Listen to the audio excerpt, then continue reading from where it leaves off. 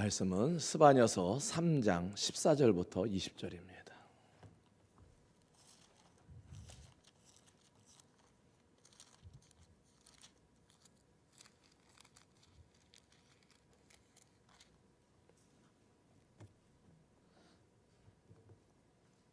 스바냐서 3장 14절부터 20절까지입니다. 같이 읽겠습니다. 시온에 따라 노래할지어다. 이스라엘아 기쁘게 부를지어다. 예루살렘 따라 전심으로 기뻐하며 즐거워할지어다. 여호와가 내 형벌을 제거하였고 내 원수를 쫓아냈으며 이스라엘 왕 여호와가 내 가운데 계시니 내가 다시는 화를 당할까 두려워하지 아니할 것이라. 그날에 사람이 예루살렘에 이르기를 두려워하지 말라. 시온아 내 손을 늘어뜨리지 말라. 너의 하나님 여호와가 너의 가운데 계시니 그는 구원을 베푸실 전능자시라. 그가 너로 말미암아 기쁨을 이기지 못하시며 너를 잠잠히 사랑하시며 너로 말미암아 즐거이 부르며 기뻐하시리라 하리라. 내가 절기로 말미암아 근심하는 자들을 모으리니 그들은 내게 속한 자라. 그들에게 지어진 짐이 치욕이 되었느니라. 그때에 내가 너를 괴롭게 하는 자를 다 벌하고 저는 자를 구원하며 쫓겨난 자를 모으며 온 세상에서 수욕받는 자에게 칭찬과 명성을 얻게 하리라. 내가 그때에 너희를 이끌고 그때에 너희를 모을지라. 내가 너희 목전에서 너희의 사로잡힘을 돌이킬 때에 너희에게 천하 만민 가운데서 명성과 칭찬을 얻게 하리라. 여호와의 말이니라. 아멘. 할렐루야. 오늘도 주의 전에 나와 예배하는 모든 성도들에게 말씀의 제목처럼 낙심하고 근심하는 일들이 없기를 주의 이름으로 축원을 드립니다. 오늘 말씀의 제목은 오늘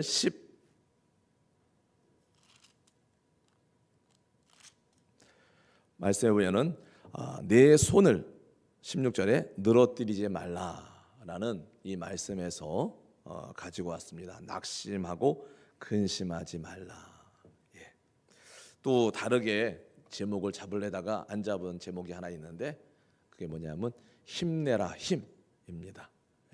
오늘 말씀을 통해서 삶에 지치고 낙심하여 힘들어하는 모든 성도들에게 하나님이 주시는 위로와 그리고 희망이 있기를 주의 이름으로 축원을 드립니다. 우리 안에 계시며 이 시간 이곳에 계시는 성령 하나님의 위로가 예배하는 모든 성도들, 또 이 시간도 각 처소에서 예배를 영상으로 드리는 우리 성도들에게도 함께하기를 주의 이름으로 축복합니다. 코로나19가 우리 사회를 휩쓸기 시작한 것이 벌써 8개월이 넘어가고 있습니다. 금방 그치겠지? 이러다 말겠지. 대구에서 코로나19가 확산되기 전에는 그랬었고요. 코로나로 인해 죽는 사람이 생겨나기 시작을 하면서 이거 큰일 났다라는 이러한, 그리고 정부에서 또 사회에서 예배를 드리는 것을 가지고 시비를 걸기 시작을 하면서부터 참 어렵다라는 생각과 마음이 들기 시작을 했습니다. 몇백 원 하던 마스크가 몇천 원씩 하는데도 구하기가 힘들고, 마스크를 몇 장 사기 위해서 처음에 2장씩 팔았나요? 그 2장 사기 위해서 몇 시간씩 줄을 서고 어디 약국에 마스크가 있나 이렇게 검색을 해보면서 가서 줄을 서다가 앞에서 그만 떨어지면 허탕을 치고 돌아오는 일도 있었고요. 우리 연세 드신 분들도 그 마스크 2장 사기 위해서 줄을 서는 일들도 있었습니다.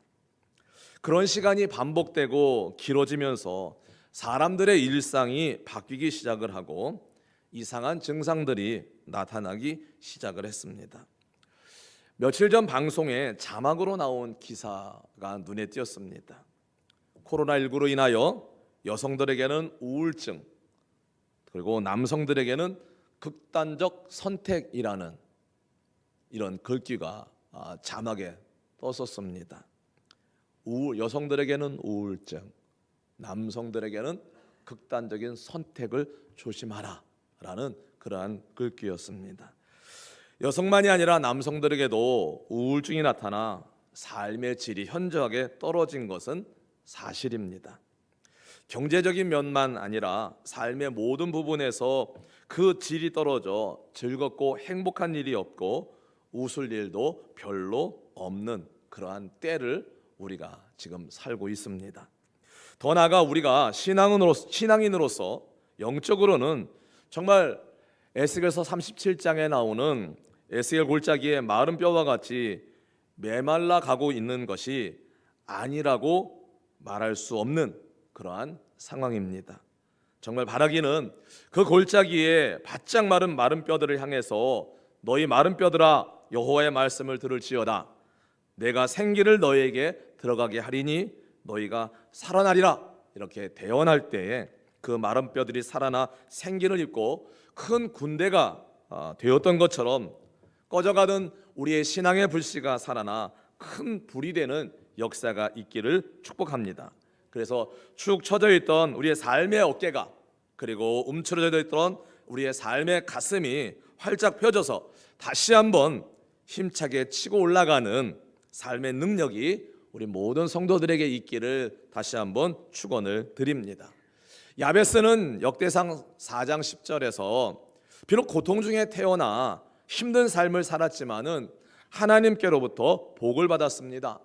역대상 4장 10절에 주의 손으로 나를 도우사 나로 환난을 벗어나 내게 근심이 없게 하옵소서라고 기록을 하고 있는데, 야베스는 하나님의 복을 받되 환난을 벗어나고 근심이 없는 그런 복을 받았습니다. 바로 오늘 말씀은 16절에 내 손을 늘어뜨리지 말라, 즉 낙심하고 근심하지 말라, 기운을 차리라, 이렇게 말씀을 하고 있습니다. 왜요? 하나님께서 우리 안에 계시고 그 하나님께서 모든 일에 우리와 함께 하시기 때문이라고 말씀을 하고 있습니다. 스바냐는 주전 7세기경 남유다 왕국의 요시야 왕 때에 활동하던 선지자인데요, 에레미야와 함께 유대와 예루살렘에 앞으로 내려질 시인판을 예언하는 선지자로 등장을 합니다. 또 스바냐의 할아버지의 할아버지는 우리가 잘 알고 있는 히스기야 왕입니다. 궁중의 귀족 출신입니다. 그래서 나라 안팎에 여러 가지 일어나는 일들에 대해서 누구보다도 잘 알고 있는 사람이 이 스바냐인데 선지자로 부름을 받습니다. 그리고 생각이 있고 뜻이 있는 사람들은 나라가 곧 멸망할 것이라고 하는 예견을 하고 풀이 죽어 있는 이러한 상황입니다. 여러분, 대한민국이 망한다, 함께하는 교회가 곧 망한다, 무너진다 라고 하는 이 사실을 알 때 우리가 어떨까요? 우리 집 곧 망하게 생겼어, 이 사실을 알게 될 때 여러분 우리들은 어떨까요? 지금 이 스바냐를 통해서 오늘 본문에서 주고 있는 이 말씀을 듣는 사람들이 그랬다라고 하는 거죠. 그럴 뿐만 아니라 사회적으로는 도덕이 무너지고 또 신앙마저 희망을 잃어버렸던 그 시대에 이 스바냐가 등장을 하고 있는 겁니다. 이 어두운 시기에 유대와 예루살렘은 물론이고 주변 국가들까지도 파멸되고 말 것이라고 하는 메시지를 이 스바냐는 하나님으로부터 들었습니다. 그래서 장차 이 말 하나님의 시인판과 재앙에 대한 메시지를 전달을 합니다. 북이스라엘은 이때 이미 아수르에게 멸망한 다음이에요. 그러면 남유다는 북이스라엘이 하나님을 떠나서 아수르라고 하는 이 나라에게 멸망을 했다라고 하는 것을 보고는 야, 우리가 이러면 안 되겠구나, 이러다 우리도 망하겠다라는 이런 경각심을 가져가지고 하나님께로 돌아가야 하는데 그러지 않고 있는 거예요. 오래전에 저희 교회에 개척해서 얼마 안 돼가지고 한 집사님이 폐암으로 돌아가셨어요. 저하고 연배가 같은데요, 저하고 같은 나이예요. 근데 폐암으로 돌아가셨어요. 그래서 그때 우리 교회에 담배를 피시던 분들이 계셨어요. 담배를 끊었을까요? 안 끊었을까요? 안 끊더라고요. 담배를 안 끊어요. 폐암으로. 원인이 담배가 크잖아요. 그래서 그분이 돌아가셨으면 그 운동이 일어나야 되는 거잖아요. 야, 담배 끊자라. 야, 이래야 되는데 안 끊는 거예요. 계속 피시는 거예요, 담배를. 알잖아요. 담배를 안 피는 사람은 옆에 담배 피는 사람이 스쳐 지나가기만 해도 이 사람 담배 피는 거 금방 알잖아요. 그렇죠? 어떤 분은 저하고 인사하다가 여기서 담배가 떨어져가지고 교회에서 참 난감하더라고요. 제가 난감해요. 제가. 예. 그분이 얼마나 난감할까라는 생각에 제가 난감하더라고요. 여러분, 그러니까 하나님이 이 남유다를 향해서도 심판을 선포하시는 거예요. 구체적으로 바벨론에게 멸망할 것이다, 이 말씀을 선포하는 겁니다. 그 말씀을 듣고 백성들은 근심하여 절망에 빠지게 되죠. 그때 하나님은 다시 스바냐를 부르십니다. 그리고는 오늘 말씀을 주시는 거예요. 근데 오늘 말씀은 누구에게 주시느냐라고 하는 거예요. 13절에 보면 이스라엘의 남은 자들을 향해서 주시는 그 말씀이에요. 7절 말씀을 보면 내가 이르기를 너는 오직 나를 경외하고 교훈을 받으라. 그리하면 내가 형벌을 내리기로 정하기는 하였지만 너의 거처가 끊어지지 아니하리라. 형벌을 내리기로 정하기는 하였지만은 너의 거처가 끊어지지 아니하리라. 12절에 내가 곤고하고 가난한 백성을 내 가운데 남겨두리니 그들이 여호와의 이름을 의탁하여 보호를 받을지라.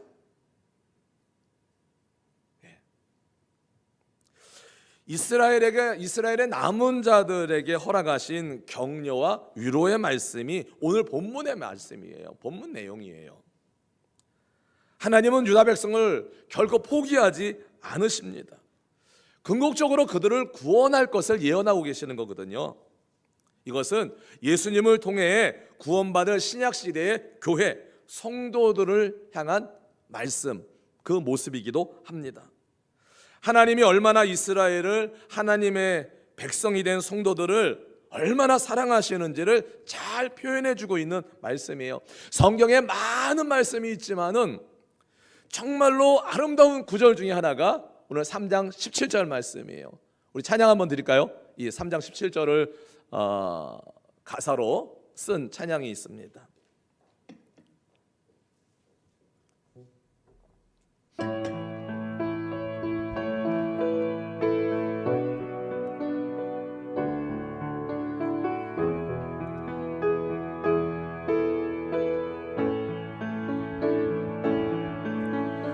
너의 하나님 여호와가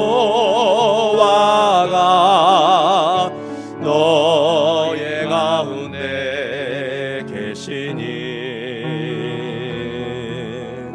그는 구원을 베푸실 전능자시라.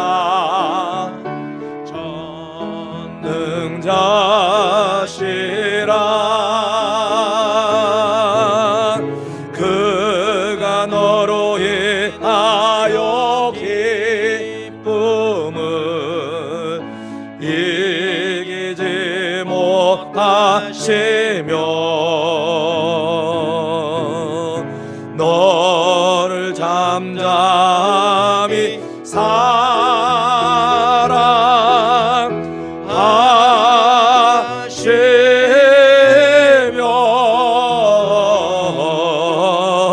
즐거이 부르며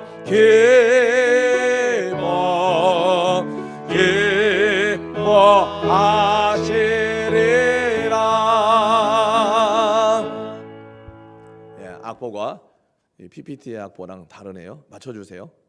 네, 다른데 여러분 얼마나 우리를 사랑하시는 하나님의 마음, 얼마나 아름다운 그런 말씀이에요. 13절에 이스라엘의 남은 자. 그러니까 오늘 본문에 우리가 함께 읽은 14절부터 20절에 있는 이 말씀을 받게 될 대상자는 누구냐면 모든 이스라엘이 아니라 이스라엘의 남은 자. 그들은 악을 행하지 아니하며 거짓을 말하지 아니하며 입에 거짓된 혀가 없으며 먹고 누울지라도 그들은 두렵게 할 자가 없는 자. 그 사람들입니다. 그들이 모든 부패 속에서 아직도 정절을 지키고 있던 남은 사람들, 모든 사람들이 신앙을 버리고 하나님을 거절했던 그 와중에서도 여전히 하나님 앞에 신실했던 사람들. 우리가 지난주 말씀을 잠시 생각해 보면 사대교회에는 모두가 살았다 하는 이름을 가졌지만은 실제로는 죽은, 그러나 그 중에서도 어떻게 해요? 흰옷을 입고 다니는 사람들이 있었다고 했잖아요. 바로 그런 사람들을 말하고 있는 겁니다. 이 남은 자들을 향해서 하나님이 허락하신 격려와 위로의 메시지가 오늘 함께 읽은 말씀입니다. 그 내용을 한마디로 요약을 하면 하나님으로부터 심판의 경고 메시지를 듣고 풀이 죽어 있는, 낙심하고 근심하여 있는 그 남은 자들에게 손을 늘어뜨리지 말아라, 근심하고 낙심하지 말아라, 절망하지 말아라, 기운을 차려라, 이 말씀을 전해주고 있는 거예요. 하나님은 언제나 어디서나 아무리 어두운 상황 속에서도 이 남은 자들을 찾고 계시다라고 하는 사실입니다. 이 타락한 세상을 변화시키는 마지막 희망인 이 남은 자들이 세상 속에서 기죽지 않고 독수리가 날개치며 올라가듯이 당당하게 살아가기를 원하고 있는, 코로나19로 인해서 희망이 사라지고 근심과 걱정이 가득한 이 세상에서 믿음의 사람, 하나님의 사람으로 희망을 품고 살아가는 우리 모두가 될 수 있기를 주의 이름으로 축복합니다. 지금 그 말씀이에요. 바로 우리가 이 땅에 하나님께서 심으신 생명의 씨앗이라고 하는 거죠. 여러분, 농부가 씨앗을 심어놓고 알아서 자라겠지? 이러는 농부는 하나도 없죠. 비가 많이 오면 많이 온 비 때문에 씨가 썩을까 봐 물꼬를 내서 물을 빼버리고, 비가 안 오면 말라 죽을까 봐 거기다가 그냥 힘들게 예전에는 지게를 지고 막 이래가지고 물을 뿌려주고, 이래서 이 씨앗이 잘 자라나서 열매를 맺기를 바라는 것이 농부의 마음이에요. 하나님은 우리를 이 땅에 생명의 씨앗으로 뿌리시고 심어두셨어요. 그러면 우리가 그냥 알아서 자라겠지, 지가 알아서 크겠지, 이러지 않으신다는 거예요. 여러분, 엊그저께 금요일 날 설교 때도 그랬습니다. 어느 부모가 자식을 낳아놓고 지가 알아서 잘 크겠지, 이런 부모는 아무도 없다고요. 어떻게 하면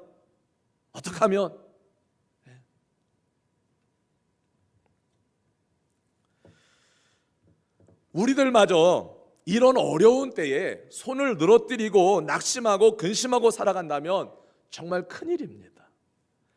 이 시대에 교회마저 희망을 잃어버린다면 이 세상에서는 희망이 사라질 겁니다. 수십 년 교육 사업을 하셨던 한 분이 계세요.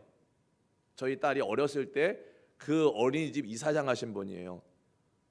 그 이전부터 했고 지금도 하고 계시니까. 근데 그분이 그러시더라고요. 세상 교육에는 희망이 없대요. 학교 교육도 희망이 없고요, 가정도 사실은 자녀들 교육이 어려워졌고요, 부모들이 공부에 빠지다 보니까 학원이요, 어린이집이요, 그분 그러는 거예요. 하기는 하지만 희망이 없대요. 희망은 어디 있다고요? 마지막 희망은 교회에 있다는 거예요. 우리 아이들의 교육에, 미래에 대한 교육이 마지막 희망은 교회에 있다고 말씀을 하시더라고요. 그러면서 저한테 그러더라고요. 예전에는 슬기 아버님 이랬는데, 얼마 전에, 몇 년 전에 만났을 때는 목사님 그러면서 교회 교육만이 희망입니다. 교회 교육만이. 사실 우리가 살고 있는 이 현실은요, 정말 근심하고 낙심되고 이렇게 살기에 딱 알맞은 시기예요. 지금이요. 딱 근심하고 낙심하고 뭐 어디를 봐도 별로 희망이 없어 보이는 이러한 시대에 우리가 살고 있는 것이 현실이에요. 경제적인 곤란, 어려움을 바라보면서 정말 낙심되고 근심되는 것. 내가 하는 장사도 아니고 우리 성도들이 하는 장사도 아닌데 지나가다 가게가 텅텅 막 분벼야 될 시간에 주말에요, 금요일 같은 때 분벼야 될 가게에 손님이 하나도 없는 것을 보면 한숨이 나오는 거예요. 그냥. 얼마 전에 저희 노회에 목사님들 모여서 노회 준비할 일이 있어서 준비를 해놓고 밥을 먹으러 갔어요. 야, 그 큰 가게에 저희는 사람들이 오기 전에 얼른 먹고 우리 나오자 그래가지고는 11시 반에 밥을 먹으러 갔어요. 저희가 밥을 다 먹고 12시 40분인가에 그 가게에서 나오는데 그 사이에 한 명도 손님이 없는 거예요. 그 큰 가게에. 그러니까 그분은 얼마나 힘드시겠어요.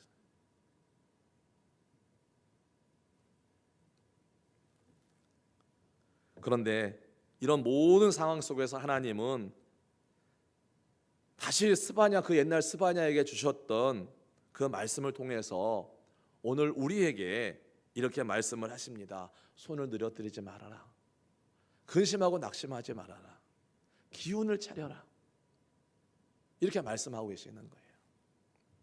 14절에 여러분 같이 읽겠습니다. 14절 시작. 시온에 따라 노래할지어다. 이스라엘아 기쁘게 부를지어다. 예루살렘 따라 전심으로 기뻐하며 즐거워할지어다. 여러분, 시온의 딸, 이스라엘, 예루살렘의 딸, 이것이 다 이스라엘의 남은 자들을 말하는 거예요. 그런데 그들에게 뭐라고 그래요?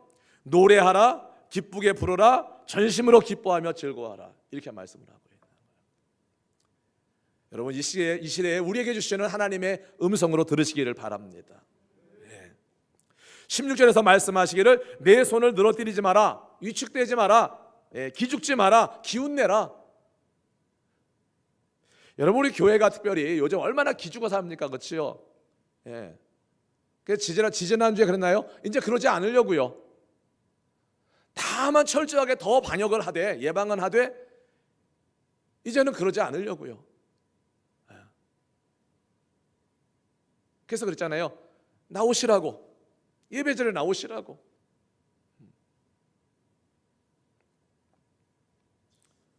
이 메시지를 전했던 선지자인 스바냐는 그 스바냐 이름의 뜻이 뭐냐면 하나님이 지켜주신다, 하나님이 보호하신다라고 하는 이름의 뜻을 가지고 있어요.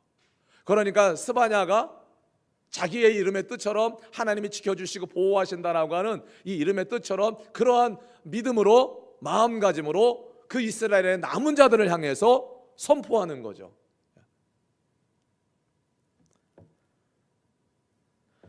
그렇다면 우리가 이 세상에서 지금 현실 속에서 근심하거나 낙심하지 말고 좀 당당하게 기운 차리고 살아야 될 이유가 오늘 본문 말씀에 몇 가지로 기록을 해놓고 있어요. 하나는 우리의 죄가 하나님 앞에서 용서받았기 때문이라는 거죠. 우리 대표 기도하시는 모든 분들의 공통적, 저도 마찬가지로 그런 기도를 하죠. 뭡니까? 하나님 아버지, 한 주간 동안 말씀대로 살지 못하고 주의 뜻을 이루지 못하고 세상에서 사람들과 살면서 죄를 짓고 살았습니다. 이 기도는 항상 누구든지 조금씩은 다르지만 다 하십니다. 왜 그러냐면 우리는 영적인 존재예요. 그렇기 때문에 그러한 세상의 시류에 따라 살고 내가 죄 가운데 살아가고 주의 뜻대로 살아가지 못하면 여러분 괴롭습니까? 즐겁습니까? 당연히 괴롭죠. 힘들죠.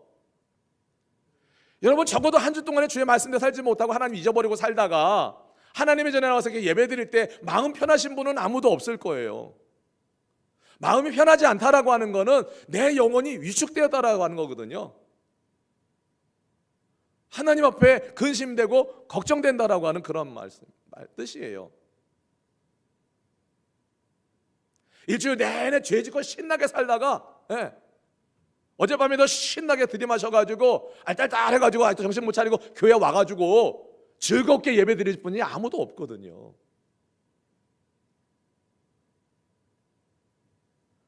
바로 우리가 이 영적인 짐이 해결되지 않으면 우리는 근심하고 낙심하고 살아갈 수밖에 없어요. 영적인 존재이기 때문에. 근데 오늘 하나님이 뭐라고 말씀하십니까? 형벌을 제거했다. 형벌을 제거했다라는 말은 무슨 뜻일까요? 우리의 죄를 용서하셨다라고 하는 거예요. 지금 이스라엘에게 스바냐 선지자가 처음에 선포한 거는 뭐예요? 에레미야 선지자나?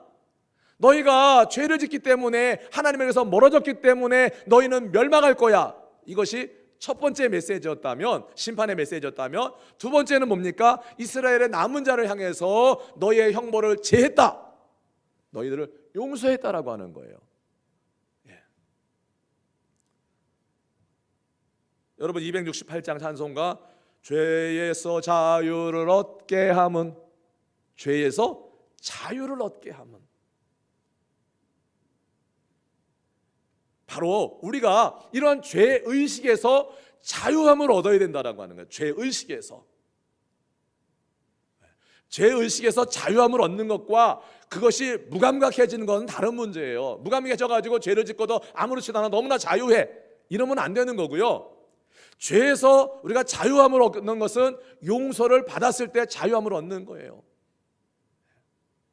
바로 이스라엘 백성들에게 바로 그 죄의식, 죄책감에서 자유하게 해주시겠다. 그러니 멸망할까 근심하고 낙심하지 말아라. 기운을 차려라. 그 말씀입니다. 그래서 우리가 여러분 무엇보다도 살면서 죄를 짓지 않을 수는 없을지 모르지만은 우리의 그런 삶에서 있는 죄의 문제가, 내가 힘들고 어렵기 때문에 주님 앞에서 멀어지고 죄를 짓는 이 문제가 해결이 되어져야 우리는 1차적으로 근심하고 낙심하지 않을 수 있다는 거예요. 적어도 성도라면 우리가, 그리고 우리가 성도이기 때문에, 성도이기 때문에 하나님 앞에서 우리 죄 문제, 우리가 영원한 죄뿐만 아니라 우리가 살면서 짓는 죄 문제까지도 하나님 앞에서 해결되어져야 우리가 근심하지 않고 걱정하지 않고 낙심하지 않고 살아갈 수 있다는 거예요. 여러분 이것이 무감각해지면 안 되는 거예요. 내가 하나님의 뜻대로 살지 못할 때, 내가 주의 말씀에서 어긋나 죄를 지었을 때 우리는 두려워야 되고요, 낙심되어야 되고요. 이게 정상이에요. 그런데 주님이 뭐라고 하셔요? 그는 미쁘시고 의로우사 회개하는 모든 죄는 용서하신다고 그랬거든요. 그렇기 때문에 첫째는 이러한 때에 우리의 영혼이, 우리 영적인 문제에 있어서 먼저 낙심하거나 근심하지 말고 말씀에 의지하여 좀 우리가 당당해져야 되겠다라고 하는 것입니다. 우리 안에 남아있는 신앙의 불씨를 확 살려서 다시 한번 타오르는 불꽃과 같은 이런 신앙으로 우리가 살아갈 수 있기를 바랍니다. 두 번째는 우리가 살아가고 있는 우리 삶의 현실, 우리 둘러싼 삶의 문제들이 내 마음대로 되지 않아도 우리가 그럼에도 불구하고 낙심하거나 근심하지 말고 우리가 하나님 앞에 또 세상을 향해서 당당하게 살아가야 될 이유가 뭐냐면은 이건데요. 여러분 우리가 예수 믿어 구원받은 다음에 가장 큰 축복이 뭐라고 그럽니까? 바로 임마누엘의 축복이죠. 하나님이 우리와 함께 하셨는, 하나님 우리와 함께 하심의 축복이 여러분 우리가 예수 믿어 구원 얻은 다음에 가장 큰 축복입니다. 17절에 너희 하나님 여호와가 너희 가운데 계시니 그랬어요. 계신다라고 말씀하고 있어요. 그는 구원을 베푸실 전능자라고 말씀하고 있거든요. 여러분 하나님이 우리와 함께 하신다면 우리가 의기소침하고 살아갈 이유가 없다는 거죠. 그런데 우리는 하나님이 없는 것처럼 삶을 살아가고 있지는 않는가? 혹시 우리 중에 하나님께서 계신 것을 믿기는 하지만은 하나님이 계시지 않는 것처럼 살고 있지는 않는가? 말이 이상하죠. 하나님이 계시는 것을 믿지만은 하나님이 계시지 않는 것처럼 살아가는 모습, 여러분 이걸 뭐라 그러는 줄 아세요? 신학적인 용어로 실천적 무신론자.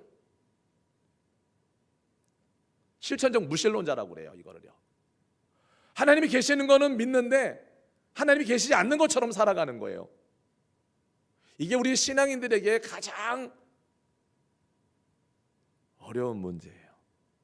하나님이 계시다는 것을 믿는다면, 하나님이 계심을 믿는다면 하나님이 계시는 것처럼 살아가야 되는데 그렇지 않다는 거죠. 여러분 코람데오, 하나님 면전이시, 하나님 앞에서 살아간다라고 하는 그런 거거든요. 우리가 하나님이 계신 것을 다 믿어요. 근데 하나님이 계시지 않는 것처럼 살아가요. 요즘 자주 드리는 말씀이 있죠. 우리는 다 믿음이 있다고요. 그런데 믿음은 있는데 믿음을 써먹지를 않는다. 이것도 실천적 무신론자예요. 믿음이 있다면 써먹어야 되는데 가지고만 있는 거예요. 하나님이 계신 것을 믿기는 하지만은 하나님이 안 계신 것처럼 살아가는 거예요.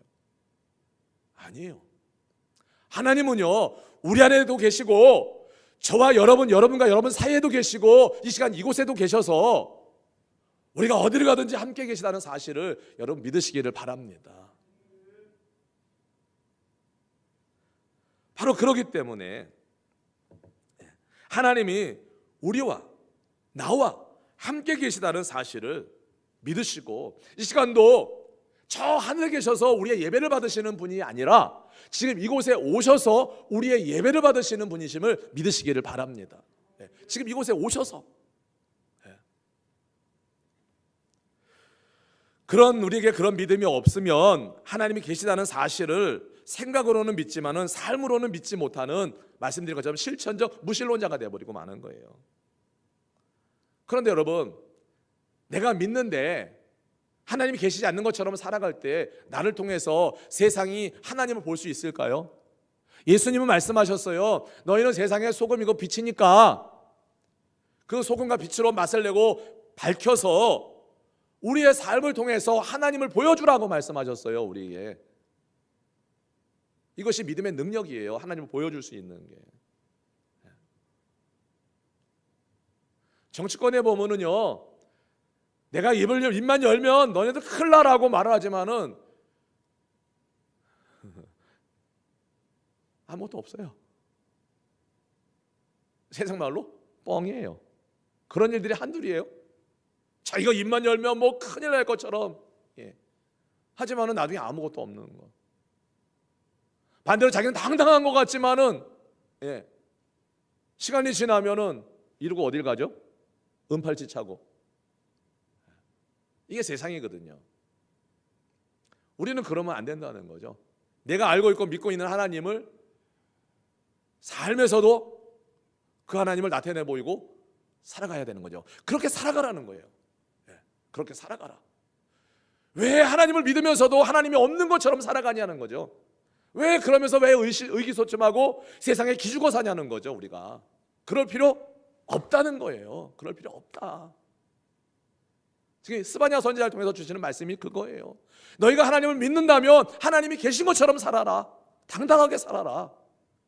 손 들어 드리고 낙심하고 근심하고 살지 말아라. 세 번째, 우리가 근심하고 낙심하지 말고 손 늘어뜨리지 말고 기운 차려서 힘있게 살아가야 될 이유는 뭐냐면은 하나님이, 우리와 함께 하시는 하나님이 뭐 하시기 때문이에요? 우리를 지극히 사랑하시기 때문에. 오늘 너라는 말 대신에 바꿔서 나라는 말로 한번 넣어서 써볼까요? 나. 우리 17절 말씀을 나라는 이름으로 나를 넣어서, 너 대신 나를 넣어서 한번 읽어보겠습니다. 그대로 시작. 나의 하나님 여호와가 나의 가운데에 계시니 그는 구원을 베푸실 전능자시라. 그가 나로 말미암아 기쁨을 이기지 못하시며 나를 잠잠히 사랑하시며 나로 말미암아 즐거이 부르며 기뻐하시리라. 하나님이 나를 그렇게 사랑하신대요.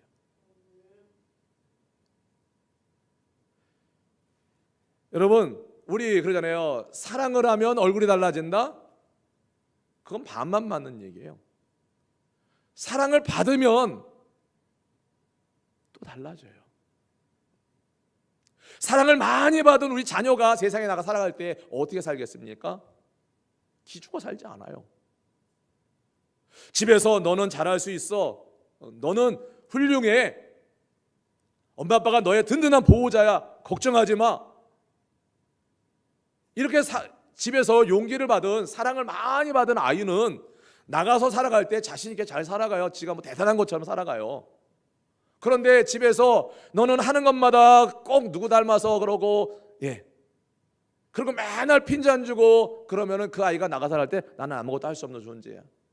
기죽어 살겠죠, 당연히요. 하나님이 어떻게 사랑하신다고요? 나를 바라보시면서 나 때문에 기쁨을 이기지 못한대요. 잠잠히 사랑하시는데요. 나를 생각만 해도 하나님은 행복하시대요. 우리가 그런 사람이라는 거죠. 우리가 그런 사랑을 받은 사람이라는 거죠. 그러니까 근심하고 낙심하고 살 필요가 없다는 거예요. 여러분, 지금 우리가 살아가는 현실이, 여러분 다 마스크 쓰고, 정말 우리 대통령님이 하신 말씀처럼 한 번도 경험해보지 못한 나라를 살고 있어요. 우리가 현실을 살고 있어요. 얼마나 답답해요. 이 마스크 어디 가서나 벗어요? 집에 가서나 벗죠. 길거리 다닐 때 마스크 안 쓰고 다니면 사람들이 째려요. 마스크 안 쓰면. 사실 정부에서는 야외에서는 마스크 안 써도 된다고 그랬어요. 2m 거리를 유지할 수 있으면 안 써도 된다고 그랬어요. 길 건너 사람하고 나하고 상관없잖아요. 길 건너 사람이 마스크를 안 써도 왜 마스크를 안 쓰고 다니는데? 우리 괜히 그러거든요. 저도 그러거든요.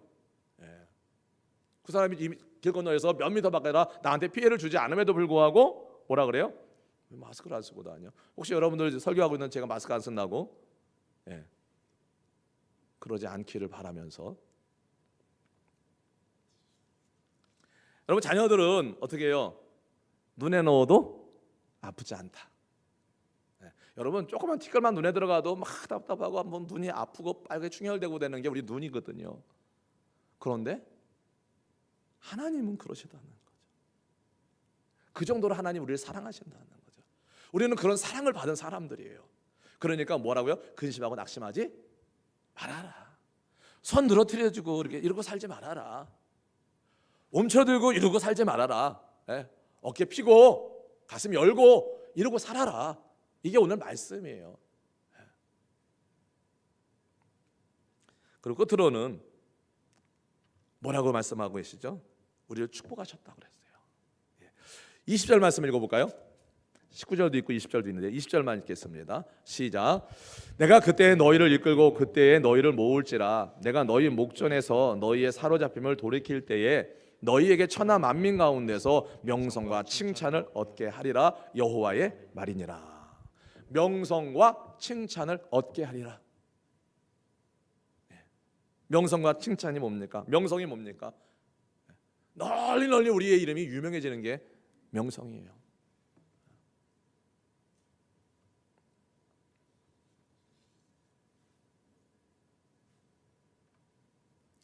여러분, 우리가 단순히 축복을 받기 위해서 믿는 것은 합당하지 않을지는 모르지만은 믿는 자들에게 있어서 하늘의 축복이 따르는 것은 어쩌면 당연한 사실이죠. 자녀를 축복하고 싶지 않은 부모가 어디 있겠습니까? 하나님 아버지의 마음도 똑같지 않으시겠습니까? 사랑하는 자녀들이여, 너희들은 명성과 칭찬을 얻게 될 것이다.